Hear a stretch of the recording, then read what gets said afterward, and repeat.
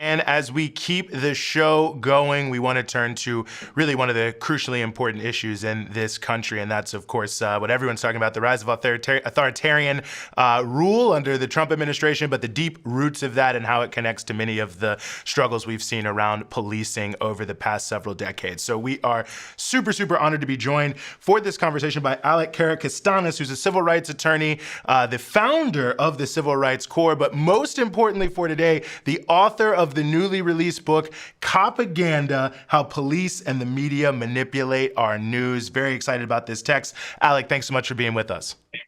Thank you so much for having me. Well, it's great to have you here on the show. And I guess I'll just start. I often ask people who write books this first question of why now? I mean, obviously the issue of misinformation by the police is a long-running issue in our society and in our struggles, as we've discussed before on this show. So what about this moment made coming out with this text, Copaganda, so important for you? No, I've been really approaching this as a civil rights lawyer and as a lawyer representing some of the most vulnerable populations in our society. Our work has, we've sued jails and prisons and police and prosecutors and judges all over the country. We've helped get hundreds of thousands of people out of jail cells in this country, and we've been really at the forefront of fighting against arbitrary and illegal detention, detention before trial, the criminalization of poverty. And as we were going around the country in all of these places, I've been somewhat alarmed by the role that institutions that portray themselves or even think of themselves as liberal and progressive, like news outlets and professors and universities and nonprofit organizations, the extent to which those entities are actually contributing to the mythologies and narratives and policies of authoritarianism and sort of the far right turn in this country. And so for me, the last 5 years, particularly the backlash to the uprisings of 2020, were a profound moment where I think all people of goodwill, all ordinary people in our society who want a society of safety and freedom and human flourishing, we have to reckon with the role that a lot of like elite liberal institutions and influential people have played in bringing us to this authoritarian moment in their complicity in accepting a lot of the mythologies and logics of that authoritarian moment. And that's why it felt urgent for me, because I think we're at a very scary, very dangerous time. And many of the people who ordinary people turn to resist are actually a huge part of the problem.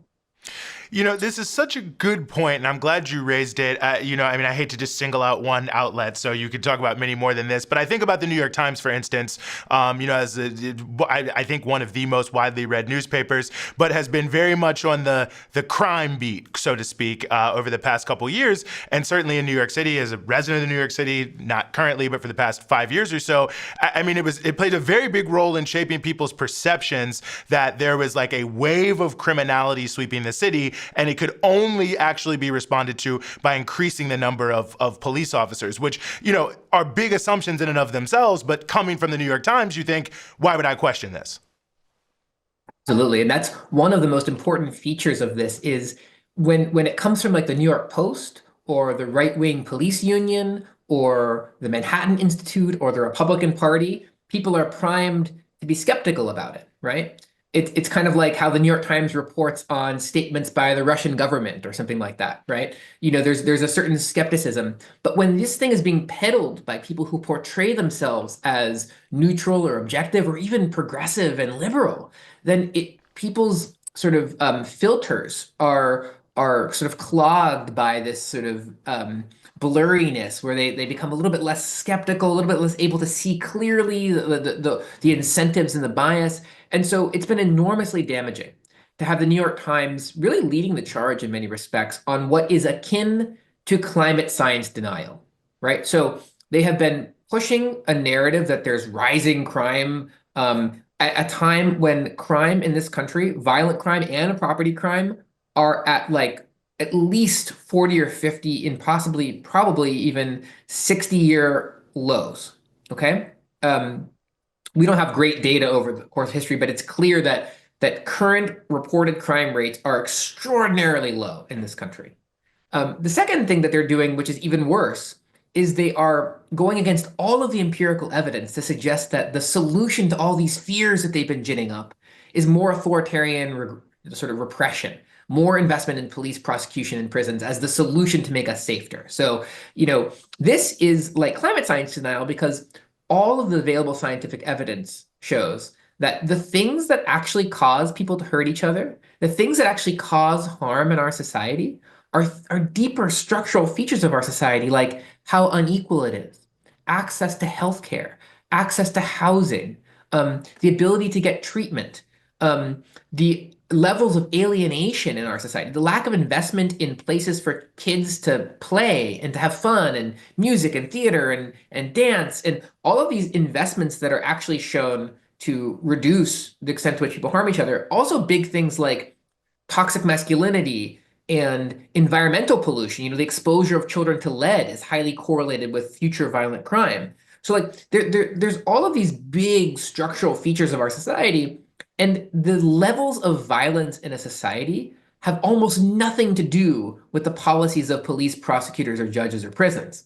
And so I think this giant myth, this sort of like big lie that we're constantly being told, is that like little tweaks in how our society handles crime actually affect overall safety. But we know from all of the evidence that if more investment in police, prosecution, and prisons made us safer, we would be the safest society in world history because we are investing more money than any society has ever attempted to invest in the bureaucracies of state control and surveillance and violence. And we are not the safest society in the world, not even close.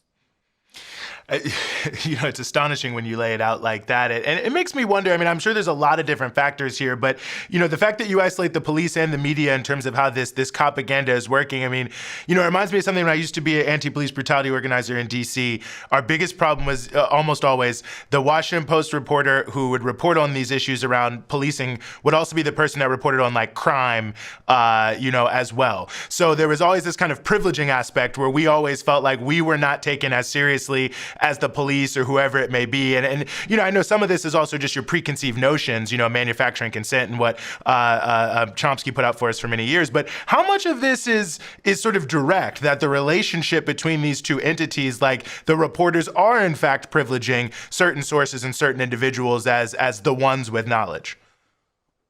Well, I get into this a lot more in the book, and there is some astonishing stuff that people don't know. And the book has hundreds of examples. I also try to make it funny because I think these are really dark topics, and it's very, very important to like have fun where we can. So I give a lot of little fake awards out to a lot of New York Times journalists and others, and I try to come up with examples and ideas that people may not have heard about, and also give people solutions.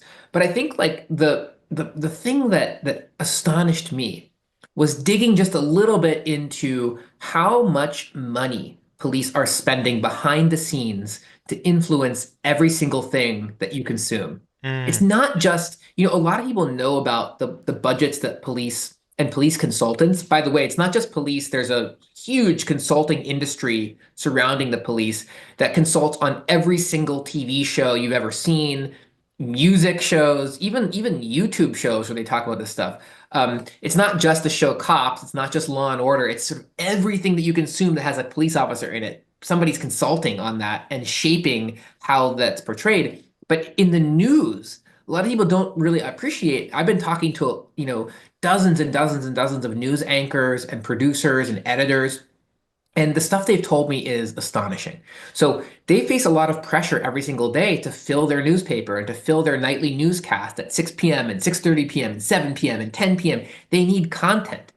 And police have a multi-billion-dollar national budget to fill the airwaves with that content. They don't just send the arrest reports. They send video, they send charts, they send quotes, they send people to interview, right? They shape and it's like with all of the divestment from local journalism, it's not even necessarily that a lot of these local journalists want to be doing this. It's just the police make it so easy to just take what they give you and put it on the news.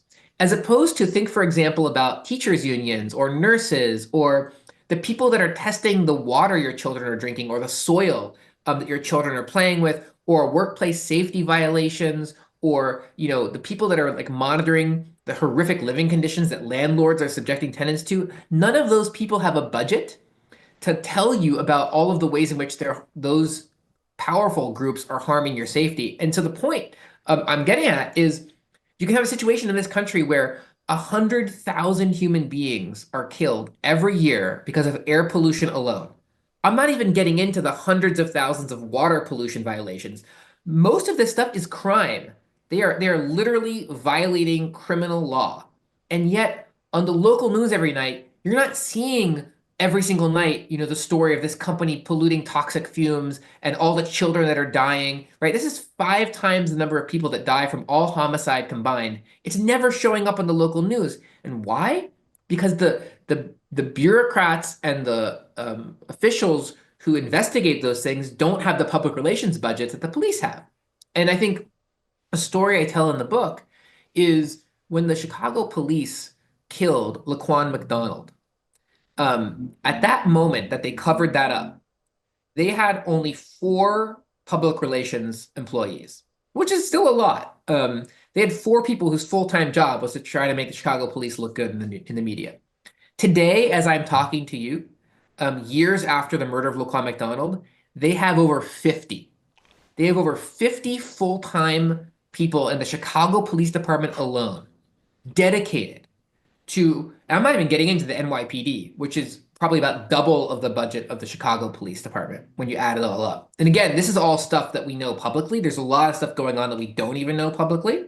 So like all of those people are completely and irrevocably changing your brain chemistry. When you consume the news, you're consuming the articles that they spend their entire day shaping for the news media. And I don't think most people are prepared to reckon with what that means about like what kinds of views they develop, what they're scared of, who they're not afraid of at all, what safety means, and then what the solutions for all those problems are.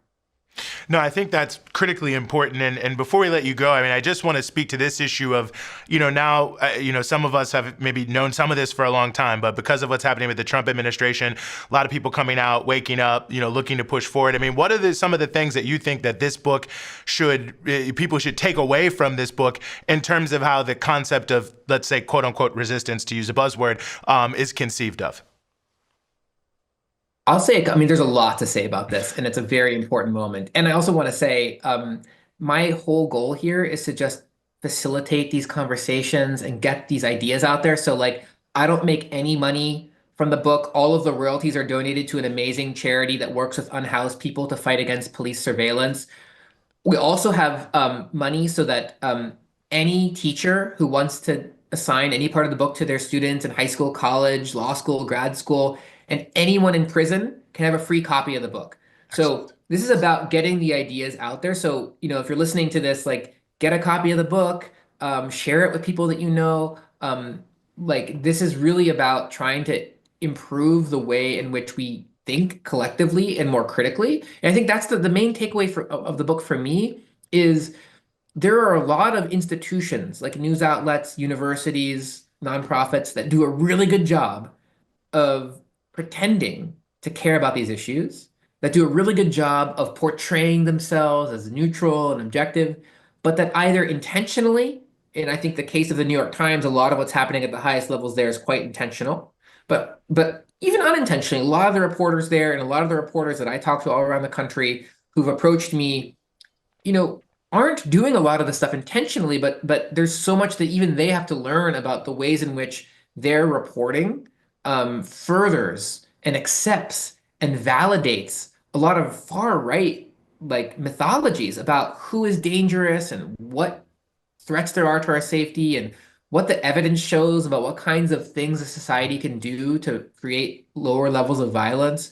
So I think like the main takeaway that I want for people is to like really interrogate so much of what they think of as well-meaning, objective, liberal and progressive news and expertise. I have a whole chapter on the role of Harvard and University of Pennsylvania and NYU and a lot of elite institutions the role that they play in spreading the sort of faux expertise that's really just laundering right-wing police union talking points for a more liberal audience. It's very important that we actually examine those processes because the propaganda all around us is relentless.